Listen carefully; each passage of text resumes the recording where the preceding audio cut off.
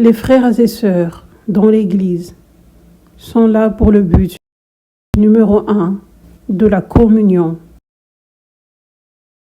Des fois, une personne dans l'Église, tu es amicale avec et tu es heureuse de la voir, son sourire égaye ta journée peut-être.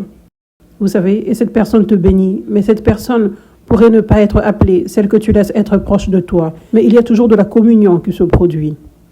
Et nous nous bénissons tous, toujours, les uns les autres. Quand nous nous rassemblons ensemble, il y a de la communion. Amen. Il y a même le fer qui aiguise le fer qui prend place. Comme la lumière de Jésus qui brille par un frère ou une sœur, que tu n'es pas appelé nécessairement à laisser être proche de toi, t'inspire, te touche. Amen. Le deuxième but de ta relation avec les croyants dans l'Église, c'est pour servir Dieu ensemble, travaillant comme une équipe. Servir Dieu ensemble, travaillant comme une équipe. Cela signifie, nous travaillons tous ensemble pour atteindre un but. Nous sommes tous soumis sous le leadership.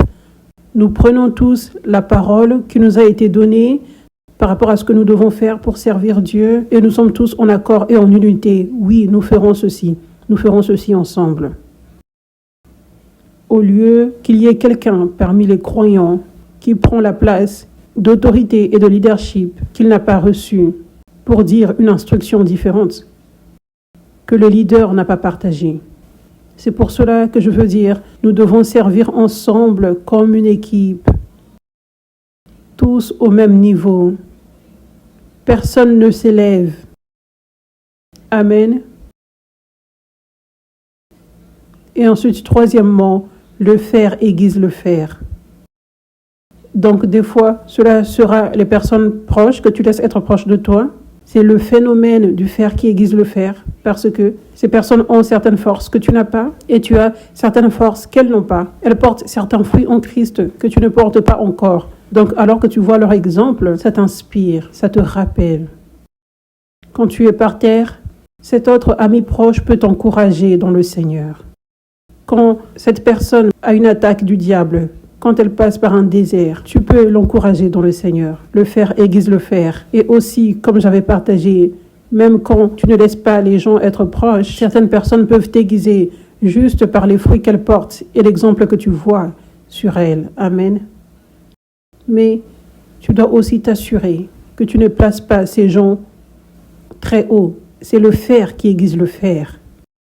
Pas une personne qui est au-dessus de toi, qui n'est pas supposée être au-dessus de toi, et elle t'aiguise. Est-ce que ça fait sens? C'est vraiment important de connaître la différence. Ce sont les types de relations que tu auras avec les croyants. Les croyants ne devraient pas avoir d'autre rôle dans ta vie que ceux-ci que je viens de mentionner. Amen. Donc, pour la communion, pour servir Dieu ensemble, travaillant comme une équipe au même niveau, et le phénomène du fer qui aiguise le fer. Amen. Rien d'autre. Donc, les croyants, les frères et sœurs dans l'Église, ils ne sont pas supposés te conduire, ils ne sont pas supposés te conseiller, ils ne sont pas supposés prophétiser sur toi. Ils ne sont pas supposés te diriger pour faire ceci ou cela. Ils ne sont pas supposés agir comme un mentor, que ce soit officiellement ou non. Ils ne sont pas supposés agir comme spirituellement supérieurs à toi. Amen. Je vais lire ceci à nouveau parce que c'est vraiment important que tu comprennes ceci. Tes frères et sœurs dans l'Église ne sont pas supposés te diriger, te conduire, prophétiser sur toi, te conduire pour faire ceci ou cela, agir comme un mentor, agir comme spirituellement supérieur. Tout ce travail, conduire, conseiller, prophétiser sur toi, te diriger prophétiquement, être ton mentor, être placé à un haut niveau spirituellement pour ton bien. Tout ça est le rôle d'un berger. C'est le rôle d'un père spirituel ou d'une mère spirituelle. Près de qui Dieu t'a appelé. Ce message que je partage, c'est pour l'ensemble du corps du Christ. Donc ce message, c'est pour l'église 5F, ceux qui sont plantés à l'église 5F, ou peut-être tu n'es pas planté ici, tu es ici pour la première fois. Ce sont des principes que je partage avec vous dans le corps du Christ qui s'appliquent sur toi, autant qu'ils s'appliquent aux gens qui sont plantés à l'église 5F. Et vous qui êtes plantés dans d'autres églises, qui êtes ici aujourd'hui ou qui regardez en ligne, c'est comme ça que ça devrait être dans vos églises, là où vous êtes plantés.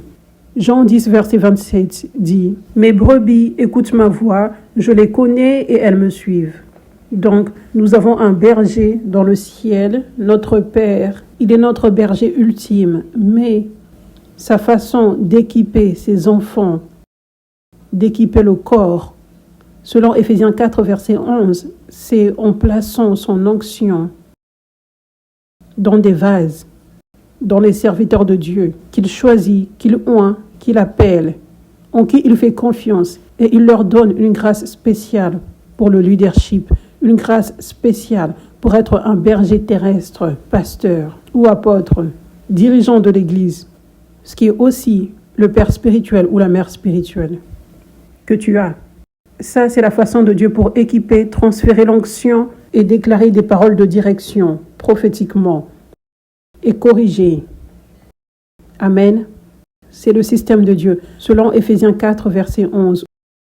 Où ça dit que Dieu a donné les apôtres, les prophètes, les évangélistes, les pasteurs, les enseignants. Certains, pas tous, pas beaucoup, certains, pour l'équipement des croyants, afin qu'ils ne soient plus immatures, mais qu'ils soient construits, qu'ils soient forts spirituellement, pas déçus par l'ennemi, et qu'ils soient en mesure de faire du travail pour le Seigneur, recevoir le transfert d'onction et l'équipement pour faire le travail pour le Seigneur. Amen. Ses rôles, conduire, conseiller, prophétiser, diriger prophétiquement, corriger, être mentor, ces choses, tout ce travail est le travail du berger, de ton leader spirituel, pas les autres. C'est vraiment important à savoir parce que le berger, le leader, le père spirituel ou la mère spirituelle est oint pour ce travail. Les autres ne sont pas oints pour ce travail. Donc, si tu n'es pas oint pour ceci, tu ne seras pas en mesure de bien le faire. Donc, si tu écoutes d'autres personnes, et si elles essayent d'être ton berger ou de faire d'autres aspects du travail du berger, alors tu n'écoutes pas la bonne sagesse, le bon conseil, la bonne prophétie, la bonne direction, la correction.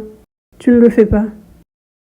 Parce qu'elles n'ont pas la grâce pour ça. Elles n'ont pas l'onction pour cela. Amen.